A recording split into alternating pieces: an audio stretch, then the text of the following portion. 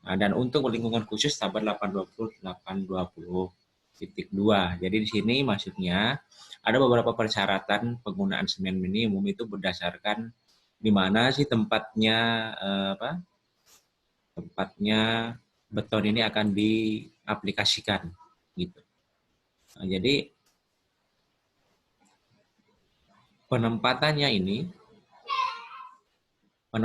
daripada beton diaplikasikan di mana itu akan menentukan jumlah semen minimumnya yang harus ditentukan. Jadi tadi kita sudah contohkan untuk beton keliling non korosif dan sebagainya, ini kalian bisa baca di air tawar. Yang jadi beton yang terus-menerus terendam air, kalau air tawar, air laut itu ada lagi. Nah, ketentuannya kalau untuk yang air tawar itu lihat tabel 8 air tawar air laut yang terendam itu lihat tabel 822. Kalau beton yang masuk ke dalam tanah, misalkan untuk yang pancang apa semua itu ada ketentuannya lagi. Tapi karena kita mendesain beton yang umum, ya, yang ini ya, jadi kita abaikan tabel yang ini dengan tabel yang ini. Ini kita tidak usah bahas lagi ya.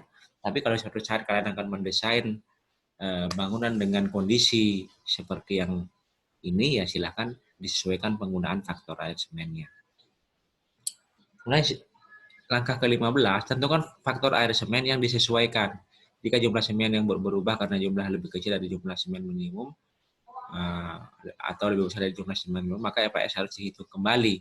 Jika jumlah semen yang dihitung dari angka 12 berada di antara maksimum dan minimum atau lebih besar dari minimum namun tidak melebihi jumlah maksimum, kita bebas memilih jumlah semen yang akan kita gunakan. Jadi kebetulan kita punya tidak berubah EPS-nya ya. Yang kita desain tadi adalah EPS-nya tidak berubah. Kalau dia berubah maka kita harus hitung ulang ya berdasarkan angka 12 ini. Kemudian langkah ke-16 kita langsung tentukan berat jenis relatif agregat gabungan. Nah, ini yang penting SSD gabungan. Nah, ini maksudnya. Langkah ke-16. Menentukan berat jenis relatif agregat gabungan. Itu adalah rumusnya persen dari berat jenis persen dikali dengan berat jenis SSD pasir ditambah persen dikali berat jenis SSD kerikil. Persen maksudnya di sini adalah persen penggabungan. Nah, itu yang kita sudah pelajari di pertemuan yang lalu. Bagaimana sih menggabungkan dua agregat halus dan agregat kasar. Jadi dalam basic science ini perhitungan itu sudah kita lewati. Jadi perhitungan yang ini ya, ini di sini kebetulan ada grafiknya. Nah ini, sorry bukan.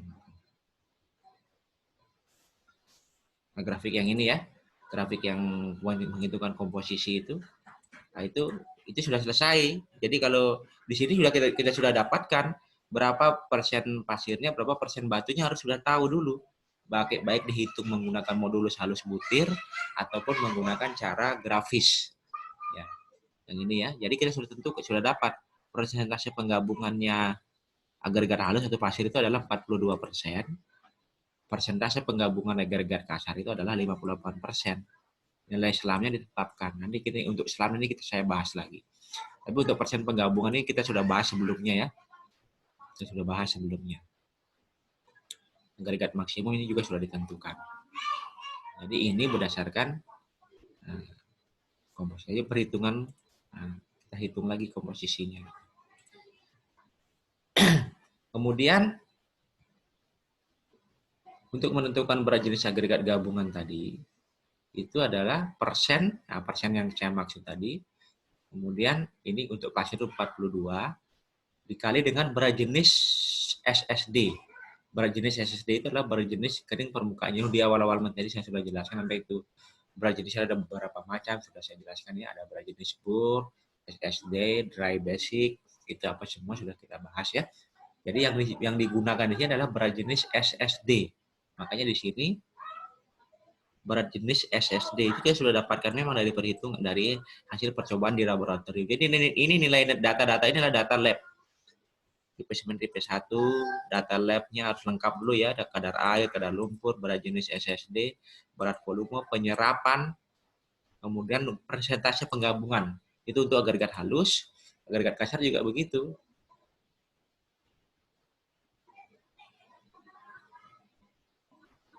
Agregat kasar, kadar air, kadar lumpur, berat jenis SSD, berat volume, penyerapan, keausan, gradasi maksimum ya. Kemudian persentase penggabungan. Ini 58, ini 42, jadi totalnya adalah 100. Nilai slab ini semua ditetapkan sebelum kita melangkah ke misi sign. Maka dari situ kita bisa hitung 0,42 dikali nilai BJ SSD tadi, ya, yang ini SSD-nya 2,56, kemudian 0,58, ya, 58% dikali dengan 2,58, sehingga kita dapatkan hasilnya adalah 2,58 hasilnya penggabungannya. Setelah kita dapatkan SSD ini, kita menentukan berat. Langkah ke-17 itu adalah menentukan berat volume beton basah. Ini langkah ke-17, ya. Tentukan berat volume beton basah menurut gambar 8.6.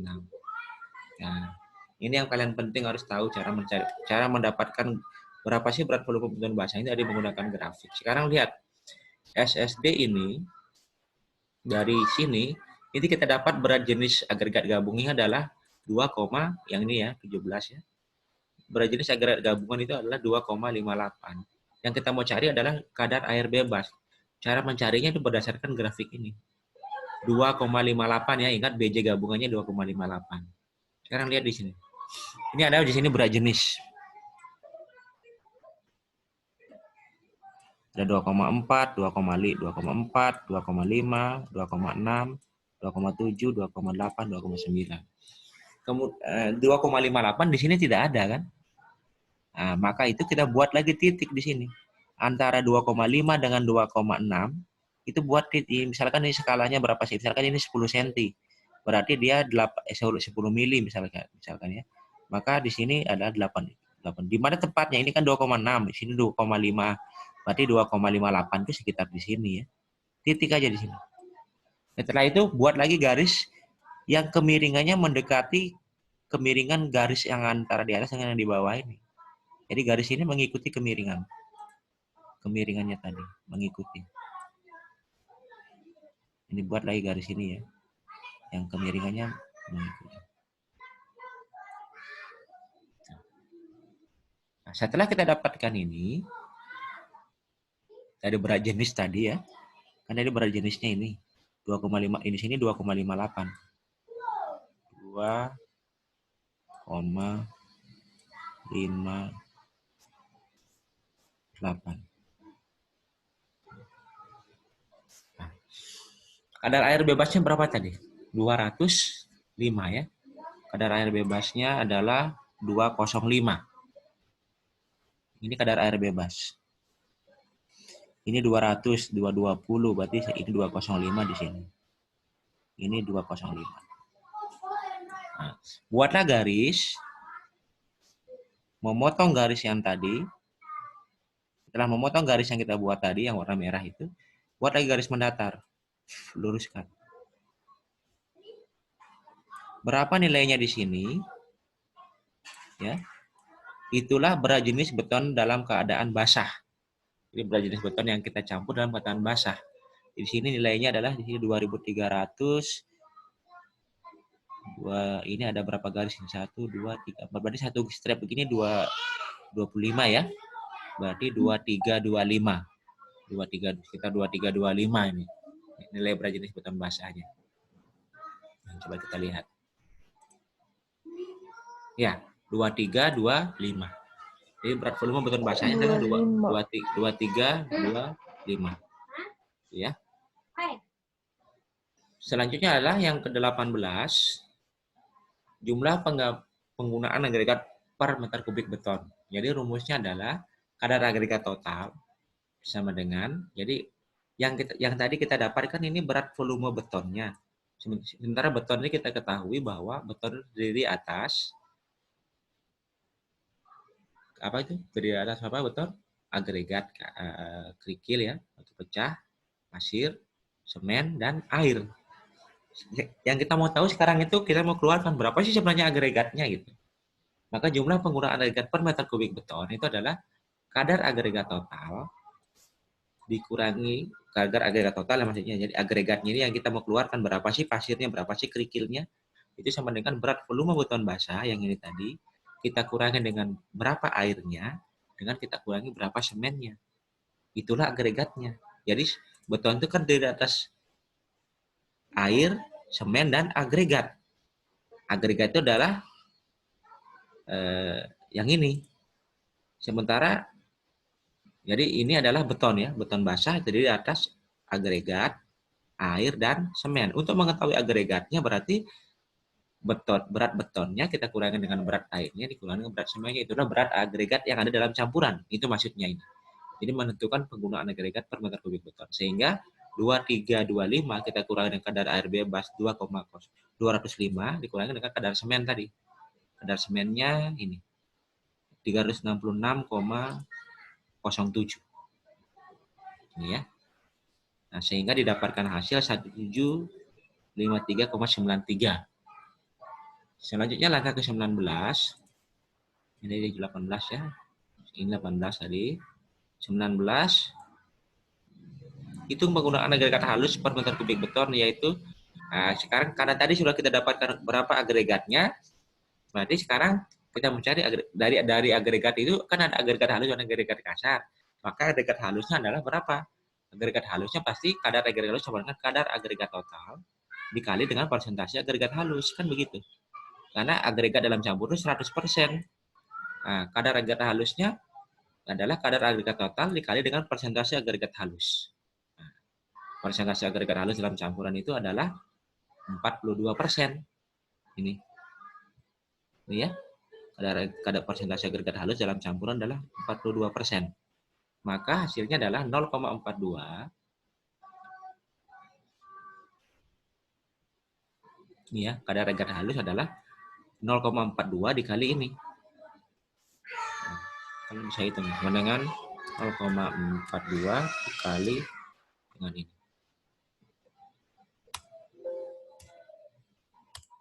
Ya, hasilnya 736,5 ya. 0,42 tadi. Ya. 0,42 dikali dengan 1753,93 hasilnya 736,65 kg ya. Kemudian yang ke-20 jumlah agregat kasarnya ya langsung aja. Jumlah agregat total dikurangi agregat halus, atau kalau mau pakai cara lain juga boleh, ngitungnya kadar agregat kasar dikali dengan kadar agregat total. Persentase agregat kasar dikasih sama aja. Kalau mau dikalikan ini misalkan sama dengan 0,58 ya, persentase agregat kasarnya dikali dengan kadar agregat total ini. Nah, hasilnya sama. 1007, ini ya. 0,28. Sama hasilnya. Atau dengan menggunakan rumus lain, kadar agregat kasar sama dengan kadar agregat total dikurangi kadar agregat halus, sama aja hasil. Ya. Kemudian setelah kita dapatkan itu, yang ke-21 itu kita koreksi. Koreksi berat air dengan menggunakan metode rasional. Jadi maksudnya begini. Ini sudah ya. Itu sekarang penggunaan koreksi air. Maksudnya begini. Kalau kita mencampurkan air ke dalam campuran beton yang akan kita desain itu, kita kan pasti sudah tahu bahwa pasir yang kita gunakan atau batu pecah yang kita gunakan itu dia sudah memiliki kadar air sendiri dan memiliki penyerapan. Jadi air itu yang kita masukkan ke dalam campuran beton itu dia akan terserap karena adanya penyerapan daripada agregat itu sendiri, karena pasir itu memiliki penyerapan.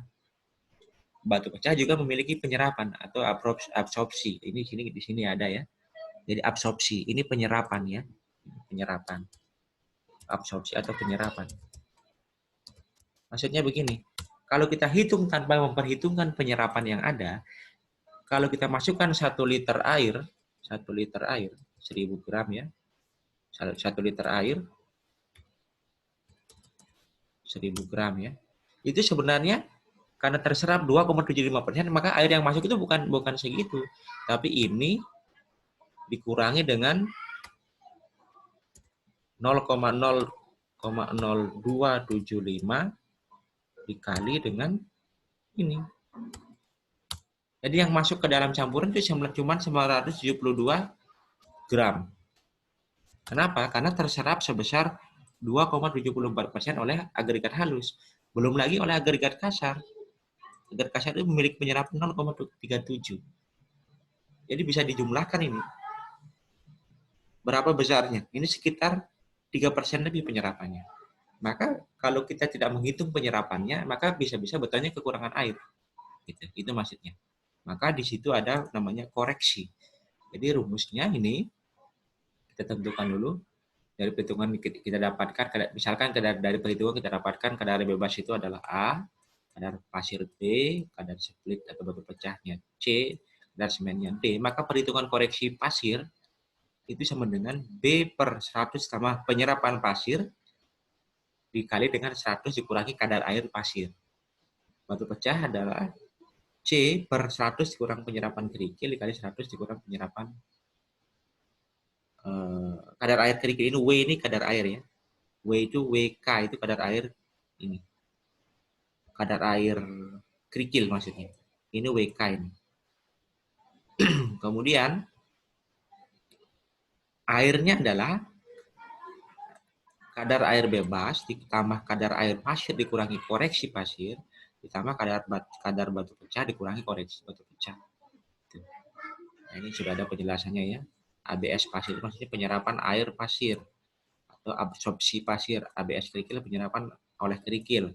WPU adalah kadar air pasir, WK adalah kadar air dari kerikil. Jadi di sini perhitungan langsung aja. Kita hitung penyerapannya. Jadi B, ya, rumusnya langsung masukkan aja. B itu yang ini, ya, kadar pasir dikurangi, dibagi per 100 ditambah penyerapan pasir ya.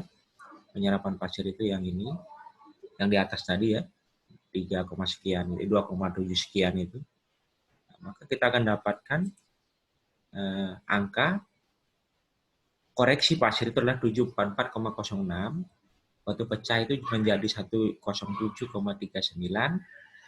sehingga ya, air yang dibutuhkan itu adalah kadar air bebas ditambah kadar pasir dikurangi koreksi pasir ditambah kadar batu pecah dikurangi koreksi batu pecah. Sehingga air yang dibutuhkan itu adalah 197,48. Kenapa dia berkurang? Nah, pasti pertanyaannya. Sementara di perhitungan kita dapatkan 205. Kenapa dia berkurang menjadi 197? Kan begitu pasti pertanyaannya kalian. Harusnya karena tadi ada penyerapan, harusnya kan dia bertambah airnya karena diserap. Ternyata antara yang diserap dengan yang terkandung di dalamnya itu lebih banyak kadar. Dari sini kita lihat kadar air 3,63. Jadi kadar air pasir itu maksudnya sebelum dicampur ke beton di dalam pasir ini sudah mengandung air sebesar 3,64%. Sementara penyerapannya masih ada 2,74. Berarti kan masih besar kadar airnya. Jadi masih mengandung air pasirnya. Begitupun juga ini.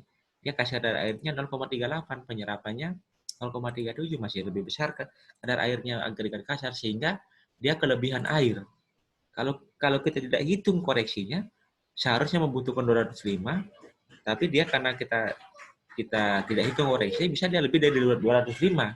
Karena di dalam pasir sudah mengandung air, begitu maksudnya.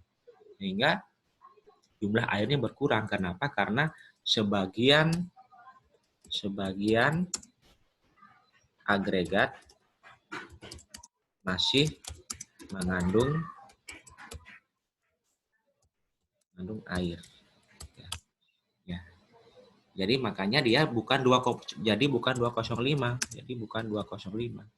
Jadi bukan 205 ya. Karena bisa kita kurang. Jadi ada berapa airnya di dalam agregatnya? Kurangi 205 dikurangi segitu 7,52 apa satu aja sini gram ya 7,52 kilogram per meter kubik itu kelebihan pengurangan airnya untuk setelah dikoreksi. Jadi ini dalam meter kubik ya satuannya ya, kilogram per meter kubik. Jadi ada 7 kilo per meter kubik yang dikurangi airnya. Kenapa? Karena di dalam agregat itu sudah mengandung air. Nah, setelah kita dapatkan ini, maka buatlah benda uji. Nah, benda uji itu kita buat. berdasarkan ini. Setelah kita evaluasi ya, maka kita hitung. Misalkan kita membuat benda uji kubus sebanyak 8 buah. Satu buah kubus itu kan cetakannya, ya saya sudah jelaskan itu hari ya, kalau kita menggunakan kubus ya. Itu begini bentuknya. Ini sisinya 15. Semua 15 cm. 15 kali 15. Sini juga 15. Maka volumenya itu adalah 0,15 dikali 0,15 ke 0,15 meter kubik untuk satu buah kubus. Maka kalau kita membuat 8 buah kubus, maka 8 dikali 0,15 ke 0,15. Maka kita dapatkan berapa sih campuran yang akan kita buat. Itu campuran yang kita buat banyaknya adalah 0,027 meter kubik untuk 8 buah benda uji yang kita akan buat. Tapi di laboratorium, kita tidak boleh membuat sama persis segini.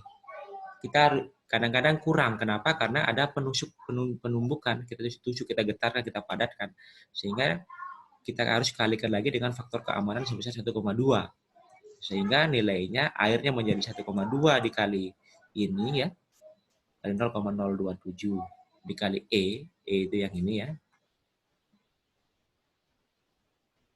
Nanti.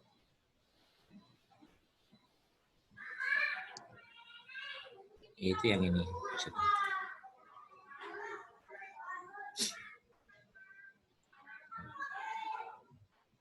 Nilai ini 197,48 di sini.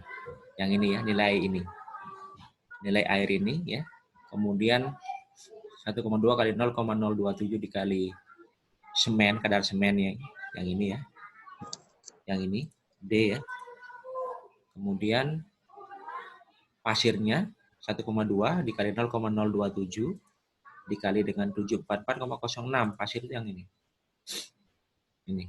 Nah, setelah dikoreksi ya, bukan gunakan pasir yang ini, bukan 736,65 tetapi 744,06. Kemudian batu pecahnya 1,2 kali 0,027 kali 107,39 yang sudah dikoreksi. Ini. Bukan kita gunakan yang ini. Bukan ya. Tapi gunakan yang setelah dikoreksi. Sehingga untuk membuat 8 buah kubus kita mencampur sebanyak 6,4 liter air dengan 11,86 kg semen, pasirnya adalah 24,11 kg, batu pecahnya 32,96 kg. Ini kita campur menjadi satu, masukkan ke dalam molen, setelah diaduk mencampur merata, baru dimasukkan ke dalam cetakan, ke dalam kubus. Nah, maka jadilah benda uji. Nah, jadi pencampuran, jadi setelah itu langkah selanjutnya adalah pencampuran, uji selam tes, pencetakan. Kemudian kita uji kuat tekan pada umur 3, 7, 14, 21, 28. Nah, tetapi sebenarnya yang digunakan cuma yang ini aja sih sebenarnya. Yang terpenting itu yang 28 harinya. Kalau yang ini ya bisa kita konversi ke 28 hari lagi. Kalau kita 7 kita konversi ke 28, ada namanya faktor konversi. Ya, gitu. Nah, ini kalau kita menggunakan benda uji silinder ini contohnya. Ini pencampuran di lab menggunakan molen. Jadi tadi yang ini, yang hasilnya tadi itu berapa kita dapatkan tadi ini, berapa liter, berapa kilo ini kita campur ke sini. Nah ini mesin, setelah itu kalau ini kubus kita getarkan di sini. Ini silinder atau kubus yang masukkan ke sini digetarkan. Sehingga tadi ada faktor pengalih 1,2 itu karena dipadatkan ya. Dia bergetar, jadi betonnya dia memadat. Setelah pada umur yang kita butuhkan misalkan 28 hari, yaitu kita uji menggunakan mesin penguji kuat tekan. Nah, di lab kita ada 2 ya. Nah, maka kita akan dapatkan berapa nilai kuat tekannya. Di sini ada contoh hasil pengujian kuat tekan ya. Ini udah ada datanya.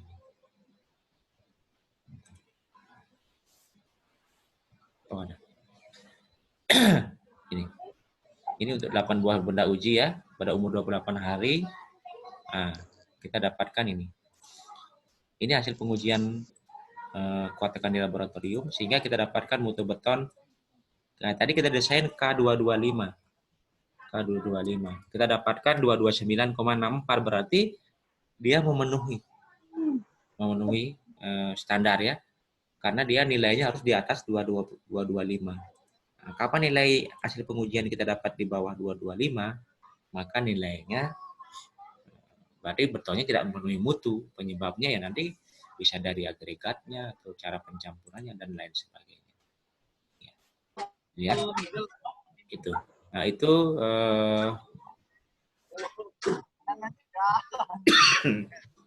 urut-urutan mesh design yang sudah saya sampaikan ke kalian. Sampai di sini ada yang ditanyakan? Ada yang mau ditanyakan?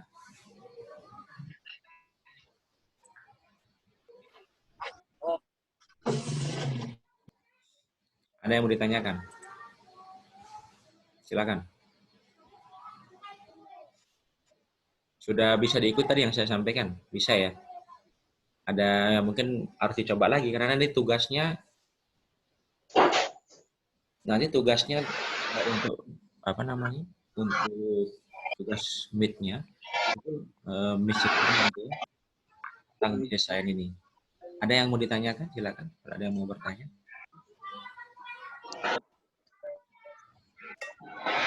Ada yang masih bingung yang saya jelaskan tadi?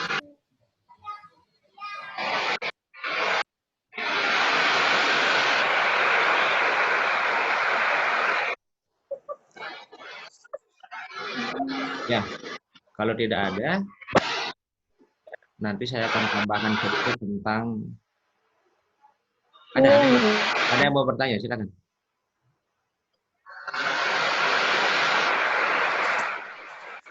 Silakan ya. Kalau ada yang mau bertanya, silakan.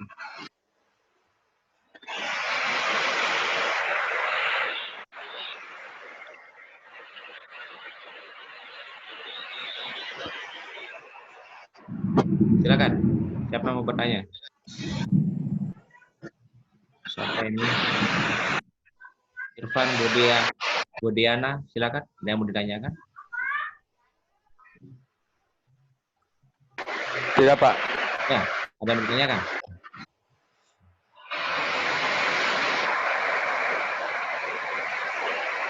Faiz, mana Faiz?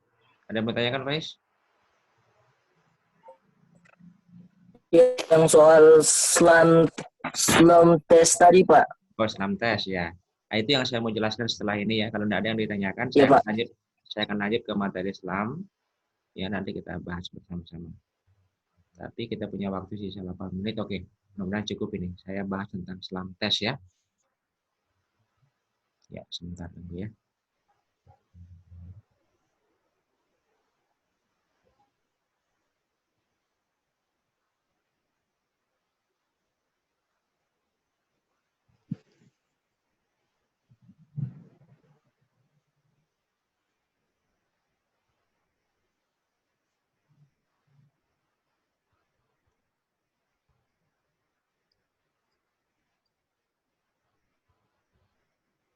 Oke.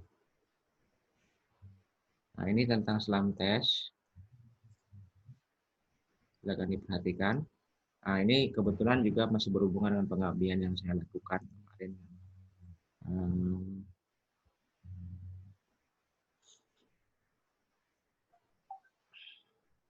Saya akan jelaskan tentang slam test. Nah, ini secara umum ini ya kemarin.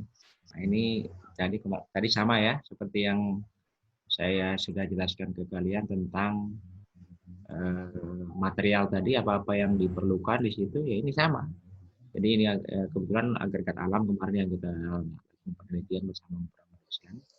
Nah, ini hasil desainnya, berapa agregat kasarnya, berapa agregat halusnya ya. Ini sama dengan yang kita buat. Saya contohkan ke kalian speknya bagaimana ini. Nah, ini kebutuhan penggunaan material tadi sudah sempat saya hitungkan. Kalau kalian tadi itu ada sekitar 7,9, saya membutuhkan 8,2 sak semen kemarin untuk membuat K225 menggunakan cer anese ini ya. Gitu. Nah, untuk selam, nah ini selam test. Selam test itu adalah kelecakan beton.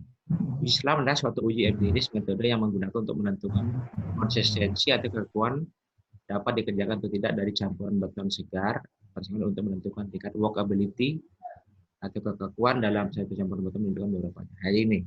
Jadi tadi itu kita punya nilai Islam kan 6 sampai 10 ya. 6 sampai 10. Maksudnya begini.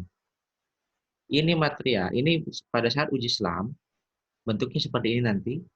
Ini ada di sini langkah-langkahnya. Cara uji Islam beton. Jadi uji Islam itu kita menggunakan cetakan seperti ini. Jadi kerucut ya, tapi terpancung lubang atasnya di atasnya dia berlubang. Ini ya. Siapa yang pernah beli es lontong itu? Tapi di ujungnya berlubang begini. Ya bentuknya cetakan seperti ini. Kerucut tapi terpancung. Nah, cara mengerjakannya, yang pertama ini ya, ini kita injak. Ini plat ini. Plat kita injak seperti ini ya, langkah 1. Kemudian kita isi sepertiganya. Ini sepertiganya aja, campuran ini sepertiganya. Setelah itu kita tusuk-tusuk sebanyak 25 kali tusukan. Ini ada batang penusuk. Tusuk-tusuk, tapi tusuknya bukan satu titik ya, tapi melingkar ya, spiral. Kayak obat nyamuk begitu. Sebanyak 25 kali tusukan. Kemudian habis itu lapis kedua, tusuk lagi 25 kali tusukan ya, ini ya. Begitu juga lapis ketiga, tusuk 25 kali tusukan. Setelah itu baru kita ratakan. Ratakan ya, yang ujungnya ini. Setelah kita ratakan, kemudian ini kan ada pegangan. Ini kita angkat. Angkat satu kali. Angkat naik ya satu kali. Pak. Nah, kan kalau terlalu encer betonnya, begitu kita angkat dia hancur ini, terhambur pasti. Terhambur begini ya, terhambur di bawah sini. Kalau terlalu kental, kita angkat bentuknya tetap utuh begini aja. Kalau terlalu kental. Nah, maka diperlukan ke 6 sampai 10 cm maksudnya. Begitu kita angkat ini, misalkan ini tingginya 30 cm ya. Ini kan tingginya 30 cm. Tinggi cetakan 30 cm. Begitu kita angkat, betonnya ini menjadi 20 cm misalnya. Berarti nilai selamnya adalah 30 dikurangi 20. Berarti nilai selamnya 10, berarti memenuhi. Gitu ya. Jadi ini nilai selam. Berapa sih runtuhnya ini? Berapa senti runtuhnya gitu. Harusnya kalau dia keras kan, kalau 30 cm kita buka ya tetap 30 cm. Atau kalau terlalu encer, begitu kita angkat dia terhambur semua. Yang kita cari itu beton tidak terlalu keras, tidak terlalu encer. Maka ditentukanlah berapa sih nilai penurunannya ini gitu. Nah, tadi saya contohkan begitu kita angkat sisa 20 berarti turun 10 cm, maka nilai selamnya adalah 10. Itu disebut sebagai selam tes. Ya, ini ada mungkin contoh di sini saya ini kan ya.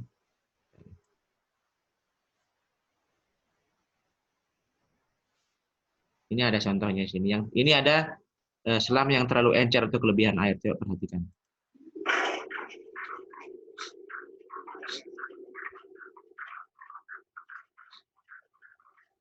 Nah, ini kelebihan air ini.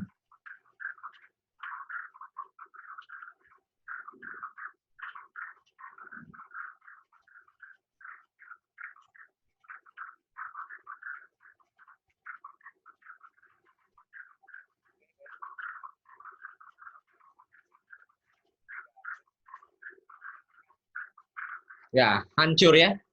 Jadi kelebihan air dia terhambur. Dia terhambur tadi kelebihan air. Kemudian kalau kekurangan air, yang ini. Begitu kita angkat, nah, dia bentuknya utuh. Ini kekurangan air, jadi dia tetap 30 cm. Dia kekurangan air kalau seperti ini bentuknya. Seperti ini bentuknya ini kekurangan air. Kalau ini tadi kelebihan air dia terhambur. Nah, yang normal itu adalah yang normal itu yang ini. Nah, coba perhatikan ini yang normal ya.